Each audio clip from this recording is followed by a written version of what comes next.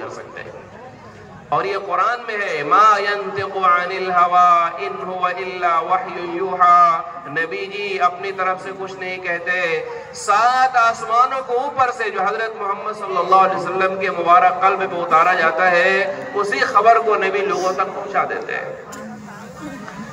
تو ہمارے نبی کے دل میں یہ بات نہیں تھی کہ میں کچھ کر لوں گا. نبی بھی کے دل میں یہی تھا کہ جو اللہ چاہے گا میں کر لوں گا, اللہ نہیں چاہے گا تو نبی علیہ السلام کچھ کر پائیں گے؟ آپ بتاؤ. لیکن میرے بزرگوں آپ بتاؤ, ہم اور آپ صبح سے شام تک کتنا شرک بولتے ہیں. آج ایمان سیکھنے کی ضرورت محسوس ہی نہیں کرتے کہ لو ایمان پہ سیکھنا کوئی چیز ہے.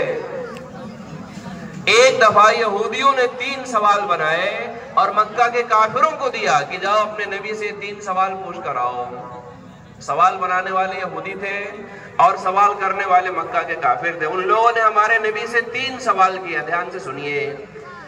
ان لوگوں نے پہلا سوال یہ کیا کہ نبی جی آپ بتائیے روح کس کو کہتے ہیں, روح کیا ہے؟ یہ قرآن میں ہے. اور ان لوگوں نے دوسرا سوال یہ کیا کہ نبی جی آپ بتائیے کہ ذوالقرنین کون تھا. اور تیسرا سوال یہ تھا کہ نبی جی آپ بتائیے کہ اصحاب کہف کتنے تھے. ہمارے نبی کے دل میں یہ بات نہیں تھی کہ میں اپنی طرف سے بتاؤں گے. تو قرآن کہہ رہا ہے کہ نبی اپنی طرف سے کچھ نہیں کہتے. جو اللہ تعالیٰ بتاتا ہے وہی نبی لوگوں کو بتا دیتے ہیں, صحابہ کو بتا دیتے ہیں. لیکن اس وقت ہمارے نبی انشاءاللہ کہنا بھول گئے. کیا کہنا بھول گئے؟ اور ہمارے نبی نے کہا اچھا چلو ٹھیک ہے کل بتا دوں گا. انشاءاللہ نہیں کہا اس وقت ہمارے نبی نے. یہ کہہ دیا میں کل. حالانکہ دل میں نہیں بات تھی کہ میں اپنی طرف سے بتاؤں گا. دل میں تو یہی بات تھی کہ اللہ کی طرف سے وہی آئے گی تو میں بتا دوں گا. لیکن زبان سے بات نکل گئی کہ میں کل بتا دوں گا. اب اللہ کی شان دیکھیے, کل بھی گزر گیا, پرسوں بھی گزر گیا, ہفتہ بھی گزر گیا, عشرہ بھی گزر گیا, اور ایک روایت میں یہ ہے کہ تقریباً 1 مہینہ گزر گئے. اور حضرت محمد صلی اللہ علیہ وسلم نے وعدہ کیا تھا کل بتانے کا, اور 1 مہینہ گزر گیا. اللہ تعالیٰ نے آسمان پر حضرت جبریل علیہ السلام کو روک لیا, وہی نہیں آ رہی ہے. اور مکہ کے کافر حضرت محمد صلی اللہ علیہ وسلم کا کتنا مذاق اڑاتے تھے. خاص طور سے ابو جہل مکے کے گھر گھر لوگوں سے جا کر یہ کہنے لگا ان محمدن قد ودعہ ربہ, کہ لوگوں محمد کو تو ان کے خدا نے چھوڑ دیا ہے. دیکھو کل بتانے کا وعدہ کیا تھا اور 1 مہینہ پورا ہونے کو آج تک وہ نہیں بتا سکے ذوالقرنین کون تھا, روح کیا ہے, اصحاب کہف کتنے تھے. ہم اور آپ غور کریں ہمارے نبی کے دل پہ کیسی تکلیف پہنچتی ہوگی. ہر وقت ابو جہل یہ کہتا تھا کہ محمد کو تو ان کے خدا نے چھوڑ دیا. دیکھو کل بتانے کا وعدہ کیا تھا, اتنے دن گزر گئے اور آج تک نہیں بتا سکے.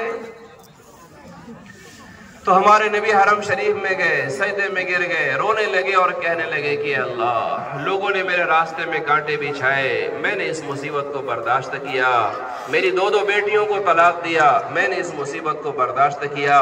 طائف میں پتھر مارے, میں نے اس مصیبت کو برداشت کیا. 2 مہینے میرے گھر میں چولہے نہیں جلتے, میں اس مصیبت کو برداشت کر رہا ہوں. لیکن ہمارے نبی رو رہے ہیں اور کہہ رہے ہیں کہ اللہ آپ مجھ سے روٹ جائیں, آپ مجھ سے رشتہ توڑ لیں, آپ مجھ سے ناراض ہو جائیں, اے اللہ میں اس مصیبت کو برداشت نہیں کر سکتا. اسی وقت میرے بزرگوں اللہ تعالیٰ نے حضرت جبریل علیہ السلام کو بھیجا اور قرآن کی آیت نازل ہوئی والضحی واللیل اذا سجا. اے میرے محبوب قسم ہے آپ کے ماتھے کی, اور قسم اس روشنی کی جو آپ کے ماتھے سے ٹپکتی ہے. اے میرے محبوب اگر آپ کے ماتھے پہ روشنی نہ ہوتی تو سورج کو بھی روشنی نہ ملتی. سورج بھی یہیں سے روشنی لے کر ساری دنیا میں روشنی پھیلاتا ہے. واللیل اذا سجا, اور قسم ہے آپ کے سیاہ زلفوں کی, اگر آپ کی زلفیں سیاہ نہ ہوتی تو رات کو بھی سیاہی کی بھیک نہ ملتی. یہ بدبخت ابو جہل کہہ رہا ہے کہ محمد کو ان کے خدا نے چھوڑ دیا. ما ودعک ربک وما قلا. اے میرے محبوب بھلا آپ کا رب بھی آپ کو چھوڑ سکتا ہے؟ یہ آسمان کی چھت میں نے آپ ہی کی وجہ سے کھڑی کی ہے, اور زمین کا فرش میں نے آپ ہی کی وجہ سے بچھائی ہے. اے میرے محبوب جنت تو میں نے اپنے ہاتھ سے بنائی ہے, لیکن میں نے اس کی چابی تو آپ ہی کو دی ہے. بھلا آپ کا رب بھی آپ کو چھوڑ سکتا ہے؟ یہ کیسا ہو سکتا ہے؟ لیکن نبی جی اتنی بات ضرور ہے, لا تقولن لشیء انی فاعل ذلک غدا. ہرگز ہرگز ہرگز ہرگز میرے محبوب کبھی آپ یہ نہ کہیے کہ میں کوئی کام کر لوں گا الا ان یشاء اللہ. نبی جی اللہ چاہے گا تو آپ کر لیں گے, اللہ نہیں چاہے گا تو نبی جی آپ بھی نہیں کر سکتے. تو میرے بزرگوں بتاؤ، حضرت محمد صلی اللہ علیہ وسلم کے لیے اللہ تعالیٰ یہ فرما رہے ہیں، تو ہم اور آپ صبح سے بتاؤ کیا کیا صبح سے شام تک بولتے رہتے ہیں، فلاں نے یہ کیا، فلاں یہ کر رہا ہے، فلاں یہ کر دے گا، کہ نہیں میرے بزرگوں، آج تک جو کچھ ہوا ہے تنے تنہا صرف ایک اللہ کے کرنے سے ہوا ہے. جو کچھ ہو رہا ہے تنے تنہا صرف ایک اللہ کے کرنے سے ہو رہا ہے. اور قیامت تک دنیا میں جو کچھ ہوگا، درخت کا پتا بھی اللہ کی مرضی کے بغیر نہیں گر سکتا. یہ جب دل کا یقین بنے گا تو میرے بزرگوں یہی یقین ہمیں اور آپ کو نجات دلائے گا. ورنہ منہ پہ تو مہر لگا دی جائے گی اور کاغذ ساتھ میں ہوگا نہیں. اور اگر ہم نے ایمان اور یقین کو بنانے کی محنت نہیں کی تو پھر میرے بزرگوں ہمارے لیے بہت پریشانی ہو جائے گی. آج جتنے بھی دنیا میں مسلمان ہیں، ایک بڑی تعداد مسلمانوں کی وہ ہے کہ جس کے پاس جتنا ایمان ہے وہ مطمئن ہو کر بیٹھے کہ چلو بھائی ابا تو مسلمان تھے، ہم بھی مسلمان ہیں، اب ایمان سیکھنے کی کیا ضرورت ہے، اللہ کے راستے میں جانے کی کیا ضرورت ہے. نہیں میرے بزرگوں، دیکھو قرآن یہ کہہ رہا ہے آمنو کما آمن الناس، صحابہ کی طرح ایمان لے آؤ، صحابہ کی طرح اپنا ایمان بناؤ. موجودہ ایمان پر ہم اور آپ مطمئن ہو گئے، اور مطلوبہ ایمان جس کو حاصل کرنے کی قرآن میں اللہ تعالیٰ نے ہمیں اور آپ کو کہا ہے، اس کی ضرورت ہم اور آپ محسوس نہیں کر رہے. آپ دیکھیے صحابہ کا ایمان کیسا تھا. اللہ اکبر. ایک تابعی ہیں، فرماتے ہیں اللہ کی قسم میں نے 70 سے زیادہ صحابہ کرام رضی اللہ عنہم اجمعین سے ملاقات کی. میں نے 70 سے زیادہ صحابہ کرام رضی اللہ تعالیٰ عنہم اجمعین سے ملاقات کی. اور وہ تابعی فرماتے ہیں کہ میں نے ہر صحابی کو اپنے ایمان کے بارے میں ڈرتا ہوا پایا ہے.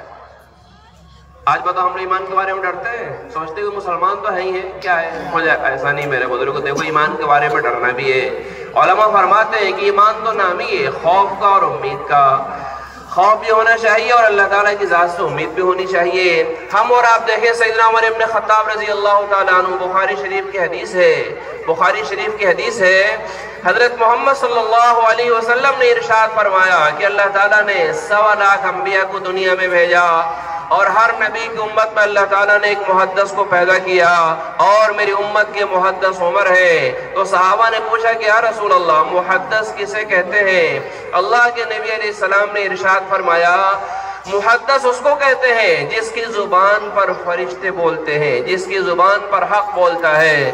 ہمارے نبی یہ گواہی دے رہے ہیں کہ عمر تم تو وہ ہو کہ تمہاری زبان پر فرشتے بولتے ہیں اور تمہاری زبان پر حق بولتا ہے. عمر تمہیں دیکھ کر شیطان اپنا راستہ بدل دیتا ہے. عمر تمہارے اندر اللہ تعالیٰ نبوت کی استعداد رکھی ہے. جس عمر کے بارے میں حضرت محمد صلی اللہ علیہ وسلم اتنی اونچی بات کہہ رہے ہو، ہم اور آپ ذرا غور کریں اس عمر کے ایمان کا کیا حال ہوگا، جن کو دیکھ کر ہی شیطان اپنا کنارے ہو جاتا تھا. اور آپ کو بتائیں شیطان حضرت عمر کو دیکھ کے الگ کیوں ہو جاتا تھا؟ حیات الصحابہ میں ایک روایت ہے، شاید بہت ساری باتیں آپ لوگ پہلی مرتبہ سنیں گے، اس لیے بھائی گھبرائیے گا نہیں، سب یہ کتابوں میں لکھا ہے. حضرت عمر کو دیکھ کے شیطان اس لیے الگ ہو جاتا تھا کہ ایک دفعہ حضرت عمر رضی اللہ تعالیٰ عنہ کہیں جا رہے تھے اور راستے میں شیطان مل گیا. کون مل گیا؟ اور کشتی ہونے لگی، لڑائی ہونے لگی. انسانی شکل و صورت میں شیطان تھا اور اس کے سینے پہ حضرت عمر چڑھ کے بیٹھ گئے اور چلانے لگا، کہنے لگا عمر چھوڑ دو، اگر تم نے مجھے چھوڑ دیا تو میں تمہیں ایک ایسی دعا بتاؤں گا کہ عمر جو اس دعا کو پڑھ لے گا شیطان خود کہہ رہا ہے میں اسے گمراہ نہیں کر پاؤں گا. حضرت عمر رضی اللہ تعالیٰ عنہ کو بڑی خوشی ہوئی کہ چلو بھی یہ شیطان یہ خود ہی کہہ رہا ہے کہ جو دعا پڑھ لے گا شیطان اس کو گمراہ نہیں. حضرت نے چھوڑ دیا کہ اچھا بتاؤ کون سی دعا ہے؟ تو شیطان کہہ رہا میں